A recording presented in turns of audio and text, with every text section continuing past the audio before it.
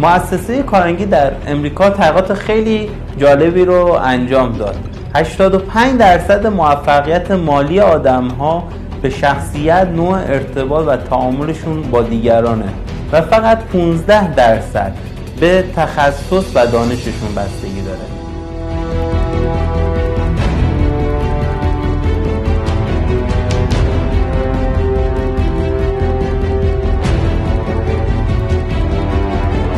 اکثر فروشنده ها فکر میکنن که باید کالای خیلی خوب با خدمات خیلی خوب و قیمت مناسب ارائه بدن، در صورتی که ما در فروش همچین چیزی رو نداریم.